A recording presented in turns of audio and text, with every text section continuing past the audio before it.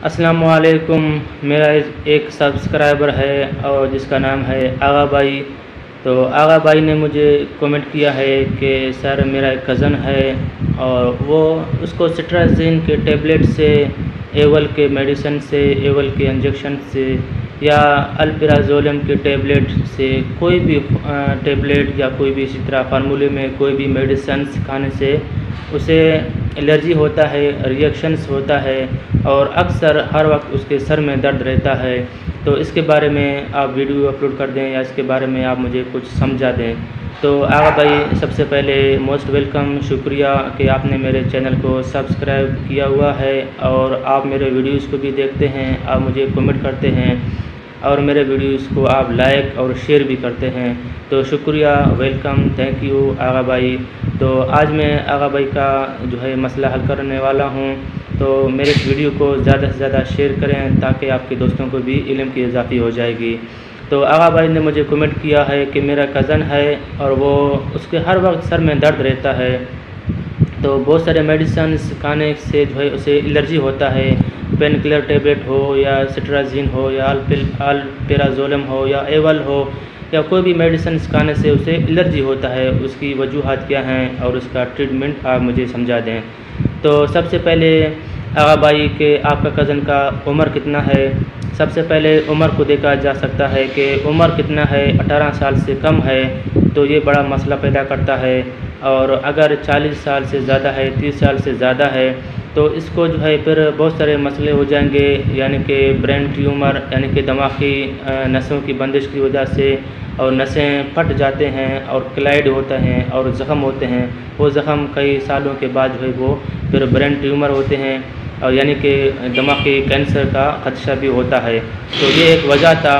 ये 100 बंदों में से 3-4 बंदे को हो सकता है, ज़्यादा नहीं हो सकता है।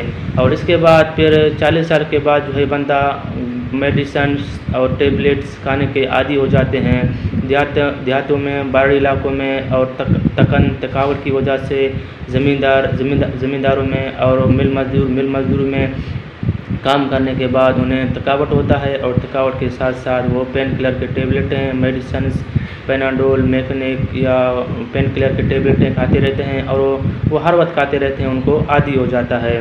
तो आदी के साथ साथ जब वो टैबलेट ना खाएंगे, एक दिन 2 दिन को टैबलेट ना मिले तो फिर उनके सर में, ब्रेन में दर्द होता है। 40 साल के बाद, 30 साल के बाद मेडिसिन आदी भी हो जाते हैं। और इसके बाद सर में दर्द, मैदे की ख़राबी और की वजह से भी सर में दर्द रहता है। नींद पूरा न होने की वजह से भी दर्द रहता है।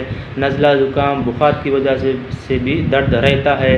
आंखों में एलर्जी, रिएक्शंस, आंखों में सुर्ख होने की वजह से भी सर में दर्द रहता है। दांत में इन्फ्लामेशन, सूजन, दर्द की वजह से भी सर में दर्द रहता है।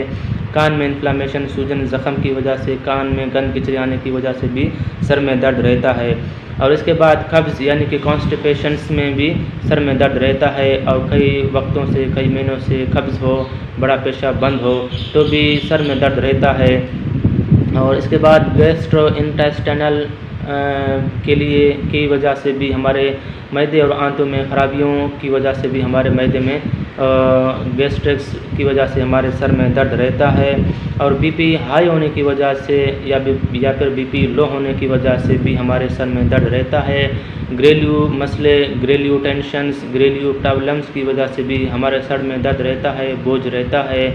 और इसके बाद यूरिक एसिड्स और कोलेस्ट्रॉल हाई होने की वजह से भी हमारे सर में दर्द रहता है। जर्नल वीकनेस, जर्नल कमज़ोरी और हीमोग्लोबिन HB यानी कि हीमोग्लोबिन की कमी की वजह से भी हमारे सर में दर्द रहता है। और सिट्राज़िन की टैबलेटें, एवल की टैबलेटें भी हमें रिएक्शंस कर पाते हैं और पेन किलर की टैबलेटें भी हमें रिएक्शंस कर पाते हैं।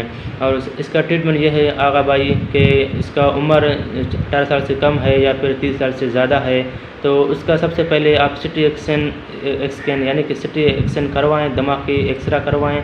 दिमागी एक्सरे के बाद फिर किसी अच्छे जो है यानी कि दिमागी डॉक्टर को या फिर अच्छे से अच्छे अपने फैमिली डॉक्टर को मशवरा करें। तो ये एक सीरियस प्रॉब्लम्स है और ये सीरियस प्रॉब्लम्स को हम इसी तरह यूट्यूब पे चैनलों पे इसी तरह डिस्कस नहीं किया करवाते हैं और बंदे परेशान होते हैं। आगा भाई, मज़ीद मालूमात के लिए आप अपने फैमिली डॉक्टर से मशवरा करें और अपने मरीज़ को जो है सिटी एक्शन यानी कि दिमागी एक्सरे करवाएं। दिमागी एक्सरे में जो है जो भी प्रॉब्लम्स हो वो सॉल्व हो जाएगा, ज़ाहिर हो जाएगा। और मज़ीद मालूमात के लिए आप किसी स्कैन स्पेशलिस्ट डॉक्टर को भी अपने मरीज़ को दिखवाएं। शुक्रिया, अपना ख्याल रखिएगा। अल्लाह हाफ़िज़।